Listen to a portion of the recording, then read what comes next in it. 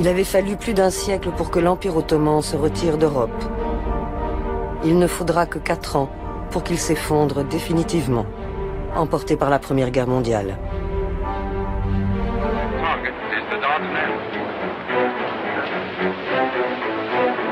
« 25 avril 1915. Les troupes franco-britanniques tentent un débarquement à Gallipoli, sur le détroit des Dardanelles.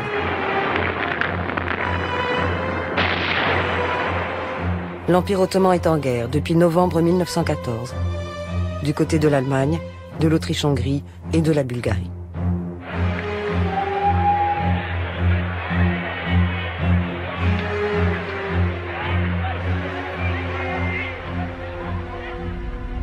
À Gallipoli, emmené par le commandant allemand Liman von Sanders et par Mustafa Kemal, alors jeune officier, l'armée ottomane repousse les Alliés.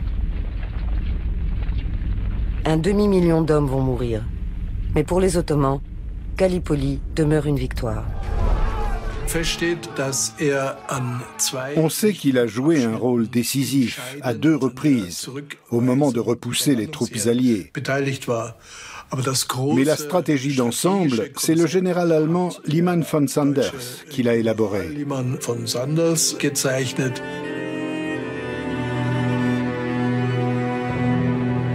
De nombreux monuments turcs commémorent la bataille de Gallipoli et l'héroïsme de Mustafa Kemal.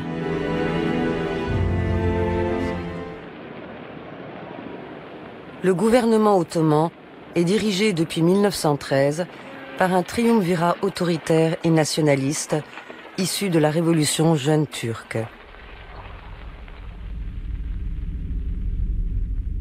Djemal Pacha, le ministre de la Marine, Talat Pacha, le ministre de l'Intérieur, et Enver Pacha, le ministre de la Guerre. Il est le plus favorable à l'alliance avec l'Allemagne.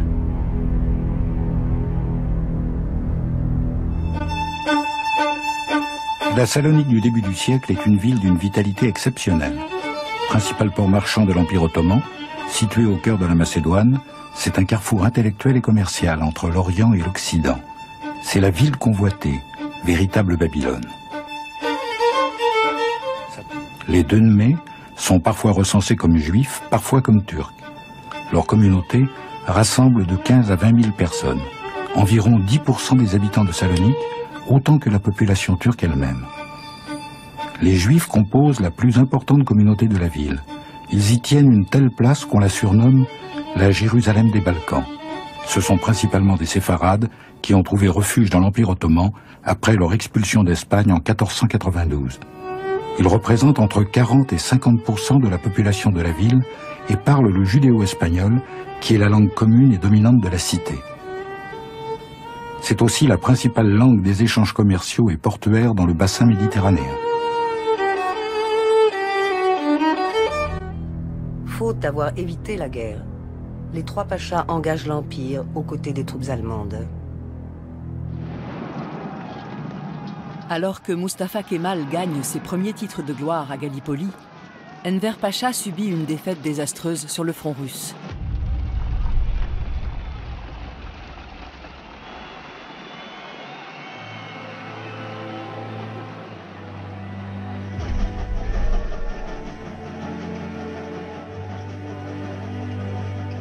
En 1917, le ministre de la Guerre demande à Mustafa Kemal d'accompagner le prince héritier de l'Empire ottoman en Allemagne.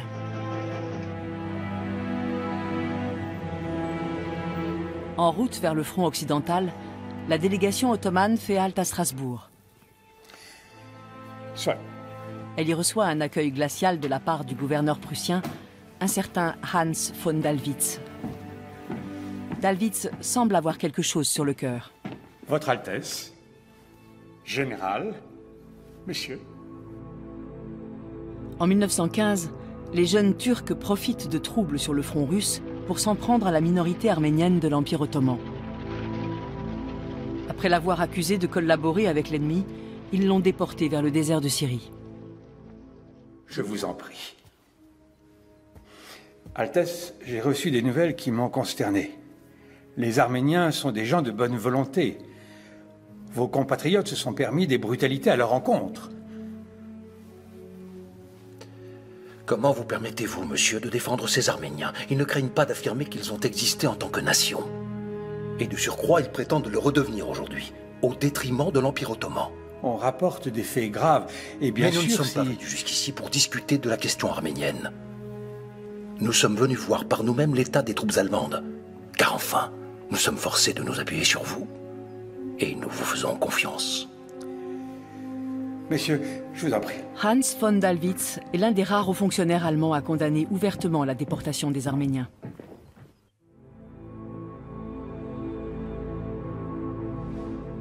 L'ambassadeur d'Allemagne à Constantinople proteste également. Mais le chancelier allemand lui rétorque « Nous avons un seul objectif, qui est de maintenir l'Empire ottoman à nos côtés jusqu'à la fin de la guerre, peu importe que des Arméniens périssent ou non. »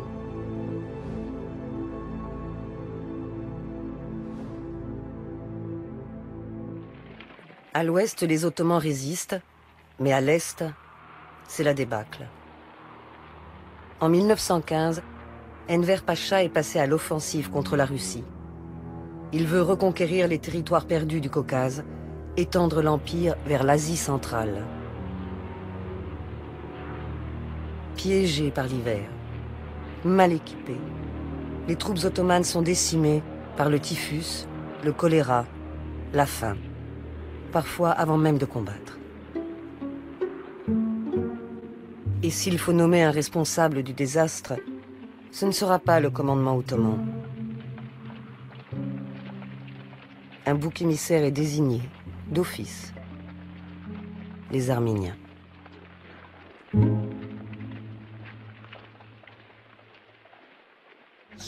À cette volonté d'épuration ethnique et d'extermination qui a été celle de Djemal Pacha, de Talat Pacha. Alors on dit que Talat Pacha, en minorant son rôle, on disait qu'il était ministre de l'Intérieur. Désolé, il était ministre de l'Intérieur, mais avant tout il était grand vizir. Grand vizir, cela signifie que c'était lui l'unique tête du gouvernement, le sultan à l'époque n'étant plus qu'une marionnette, un fantoche, puisqu'il y avait eu la révolution jeune turque en 1913. Les jeunes Turcs réclament des réformes politiques et militaires pour sauver l'Empire ottoman. Ils sont emmenés par Enver Pacha. En 1908, il renverse le sultan Abdülhamid II et installe son frère sur le trône. Enver Pacha devient ministre de la guerre et en 1914, il engage son pays dans le conflit aux côtés de l'Allemagne.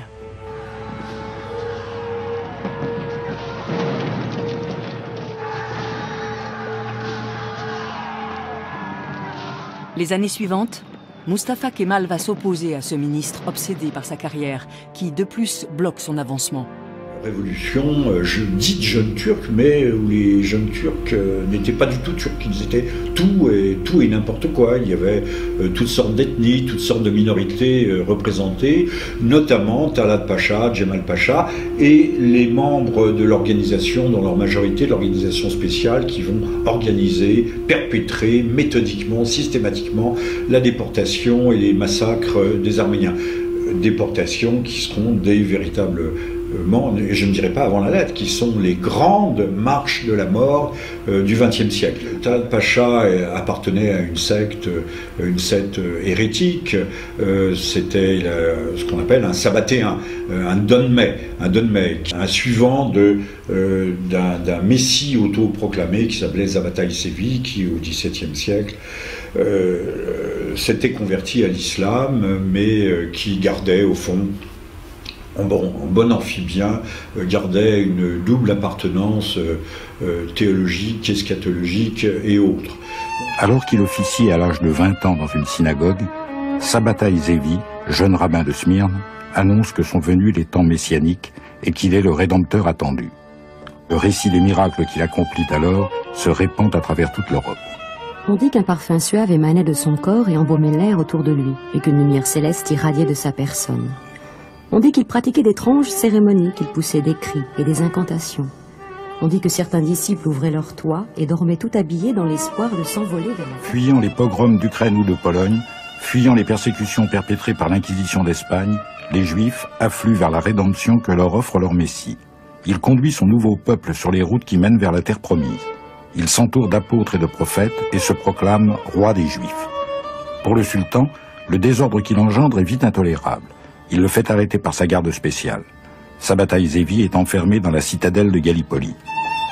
Mais les disciples continuent d'affluer de toutes parts et se pressent sous ses fenêtres. Nous sommes en 1666. Alors le sultan lui soumet un ultimatum, la conversion ou la mort. Donc, peut-on parler de Turcs à propos des jeunes Turcs? D'abord, je dis non. Ensuite, les Turcs ont-ils, alors là, je ne veux pas exonérer la responsabilité des Turcs, les Turcs eux-mêmes ont-ils exécuté ce génocide?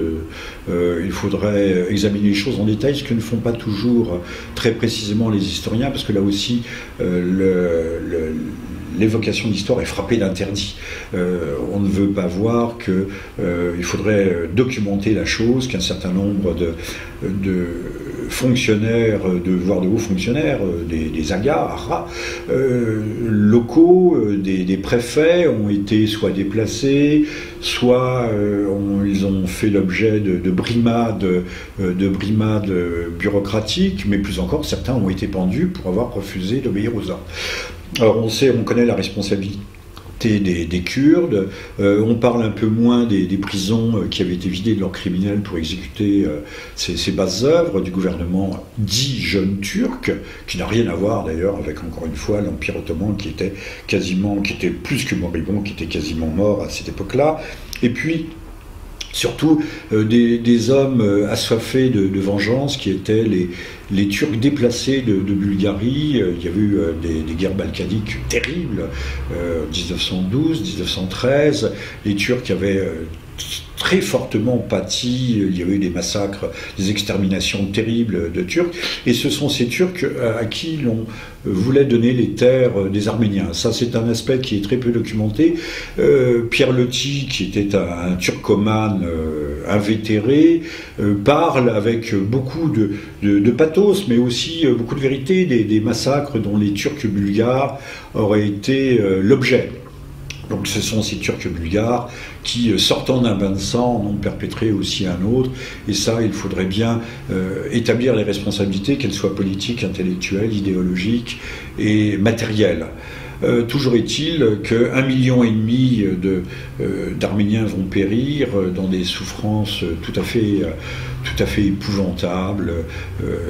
On dirige les gens non seulement dans le désert syrien où ils continueront à être abattus, mais on les emmène sur des routes détournées où des bandits, parce qu'il y a aussi des bandits en dehors des prisonniers qui ont été libérés, qui viennent dépouiller, violer, massacrer, mais dans le sens le plus horrible du terme.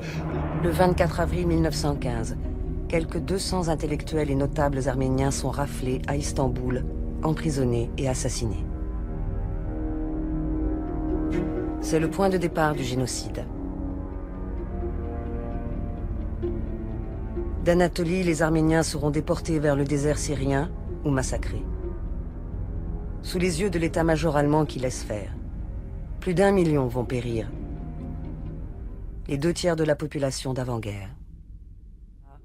Le 30 octobre 1918, alors que l'Allemagne, l'Autriche-Hongrie et la Bulgarie cèdent aussi sur le front européen, Mehmet VI est contraint d'accepter l'armistice. Le surlendemain, Talat, Enver et Cemal, les 3 pachas qui ont dirigé l'Empire en guerre, s'enfuient à bord d'un sous-marin allemand. Ils abandonnent un pays en ruine, à la merci des Alliés.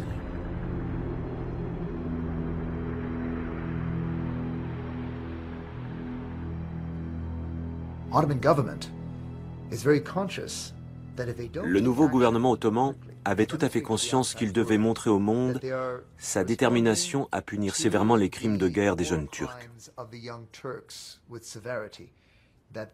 Faute de quoi, il se verrait condamné par les vainqueurs lors des négociations de paix.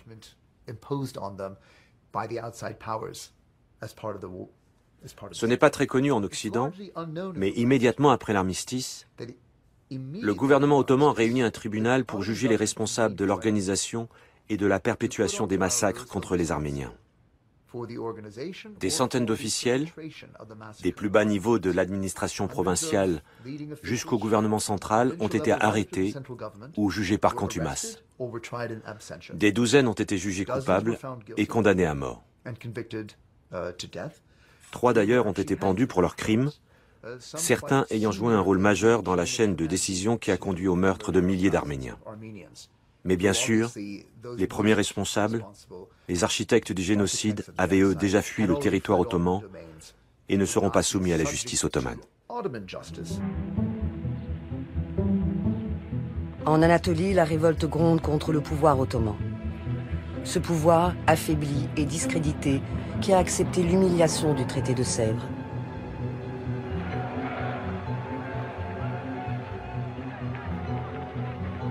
Bientôt, c'est une véritable armée de libération nationale qui se lève. Une armée turque décidée à recouvrer sa souveraineté, à sa tête un officier, héros de Gallipoli, Mustafa Kemal. C'est dans cet empire multiethnique vacillant que naît Mustafa en 1881. On peut encore voir sa maison natale à Thessalonique, une ville située aujourd'hui en Grèce. La mort prématurée de son père affecte profondément le jeune garçon. Il entre au collège militaire contre l'avis de sa mère. Ses bons résultats lui valent le surnom de Kemal, le parfait. Plus tard, il prendra le patronyme d'Atatürk. Mustafa Kemal poursuit ses études à l'Académie militaire impériale de Constantinople. Des instructeurs allemands, chargés de moderniser l'école, y enseignent l'art prussien de la guerre.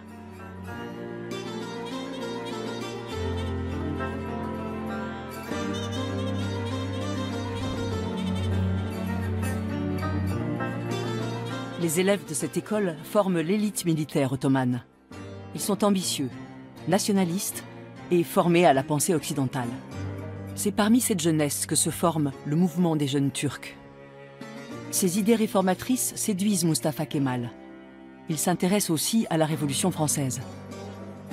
Les aspirations modernisatrices des Saloniciens trouvent leurs applications dans la nouvelle République laïque d'Atatürk, proclamée en 1924. Mustafa Kemal Atatürk est né à Salonique. Il a été éduqué dans les écoles de Nmé. Lorsqu'il prend le pouvoir, il rencontre la ferveur inconditionnelle du peuple, mais se heurte violemment au pouvoir de l'islam. À travers une série de réformes radicales, il va imposer sa révolution à une société qui cherche à oublier l'Empire. Il fait adopter les caractères latins et lance un vaste programme d'alphabétisation à travers les écoles de la nation. Les femmes doivent quitter l'habit traditionnel et le voile, les hommes abandonnent le fez qu'ils remplacent par le panama et le chapeau mou. Hommes et femmes sont contraints de s'habiller à l'occidental.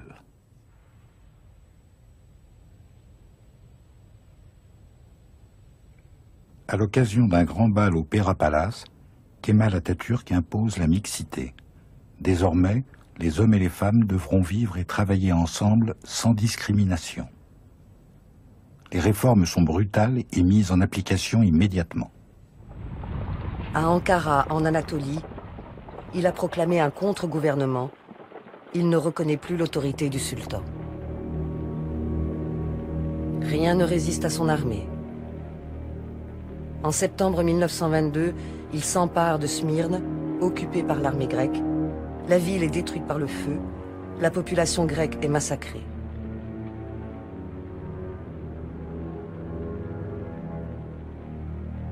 Ils soumettent aussi les dernières troupes fidèles au sultan. Mehmed VI est contraint d'abdiquer. La famille impériale s'exile.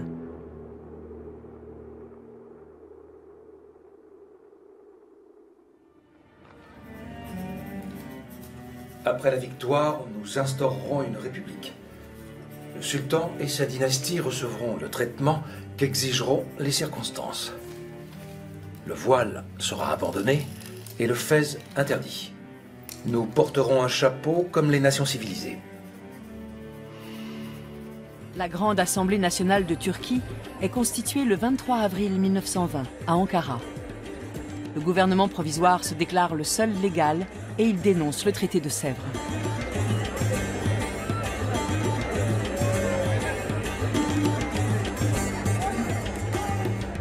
Il obtient le soutien de la Russie bolchevique, qui sera le premier État à reconnaître le gouvernement de Mustafa Kemal. Les réceptions où l'on joue du Chopin et où l'on cite Victor Hugo ne durent qu'un temps.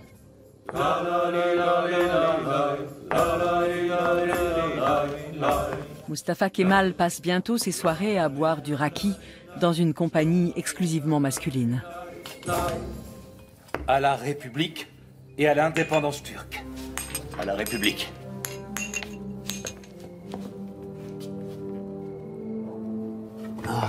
Beni mecnun etti, sen de olasın. Aşkımı inkar edersen Allah'tan bulasın. Beni mecnun ettin, sen de olasın. Aşkımı. Qu'est-ce que tu fais? T'es encore en train de boire? Chanson, hein? Bravo. Et t'as entendu un peu la voix de notre président? Oui, j'ai entendu. Tiens, qui voilà. Le docteur et ta mère t'ont pourtant prévenu. Tu ne dois pas boire. Ma mère est morte. Mais toi, tu m'étouffes. Tu surveilles tous mes faits et gestes. Tu oublies que tu es le président et que nous avons besoin de toi. Moi, j'ai besoin de ma liberté.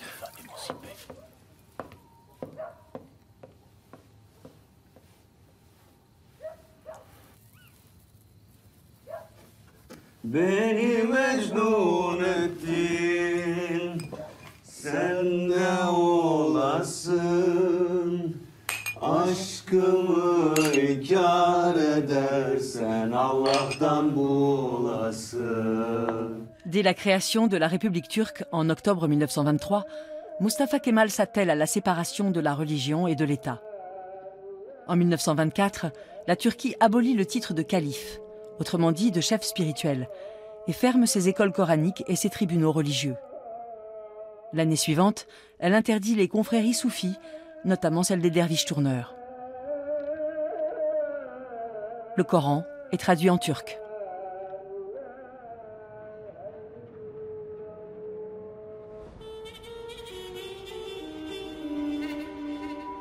En 1453, la basilique Sainte-Sophie avait été convertie en mosquée par les Ottomans. En 1934, Atatürk en fait un symbole de laïcité en la transformant en musée. Près d'un siècle plus tard, cette transformation continue de susciter des protestations dans le monde musulman.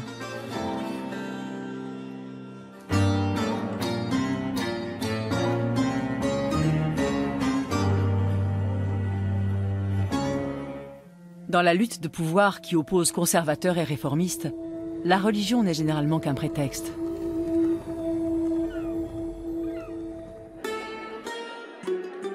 Mustafa Kemal veut imposer le modèle européen jusque dans la tenue vestimentaire.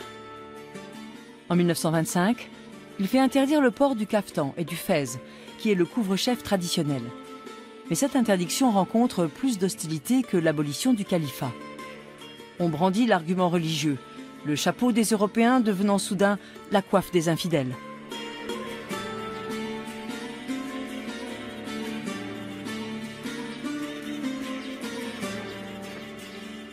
De nombreux Turcs continuent de porter leur fez et sont condamnés à mort pour refus d'obéissance. La même année, en 1925, une partie des Kurdes revendique l'autonomie. Atatürk la leur refuse, bien que les Kurdes l'aient aidé lors de la guerre d'indépendance. Le cheikh kurde Saïd Piran appelle alors à la révolte et au rétablissement du califat. La répression turque est féroce et s'achève par l'exécution du cheikh et de 47 de ses partisans. Aujourd'hui, la question kurde et la laïcité demeurent deux pommes de discorde dans la société turque. Les réformes de Mustafa Kemal sont de plus en plus contestées, y compris parmi ses compagnons de route. Un attentat contre lui est déjoué à l'été 1926. Des arrestations ont lieu dans tout le pays. Mustafa Kemal en profite pour éliminer ses adversaires, qu'ils aient été coupables ou non. Mon général, les accusés ont tous fait des aveux. Le tribunal a prononcé la peine de mort. Il se montre sans pitié.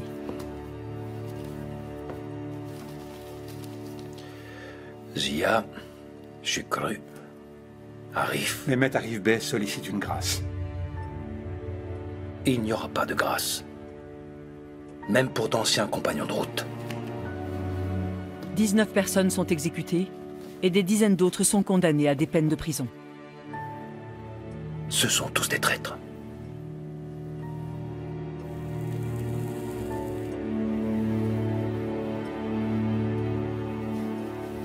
L'opposition est liquidée.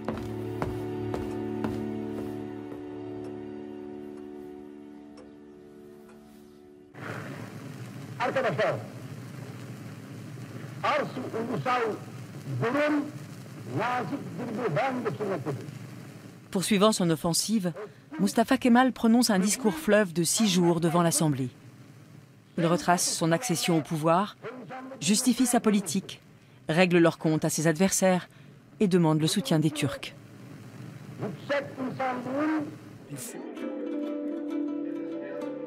Après avoir fait taire les critiques, Mustafa Kemal poursuit ses réformes sociales. La langue est le dernier grand domaine auquel il s'attaque. L'alphabet arabe est remplacé par l'alphabet latin et l'on purifie la langue turque en la débarrassant de ses emprunts à l'arabe et au persan.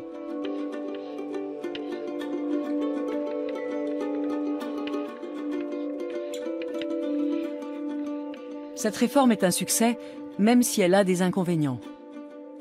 En une génération, les Turcs ne comprennent plus leurs anciens livres en arabe. Pour promouvoir cette réforme, Mustafa Kemal n'hésite pas à devenir le premier instituteur de la nation, après avoir été son héros dans la guerre.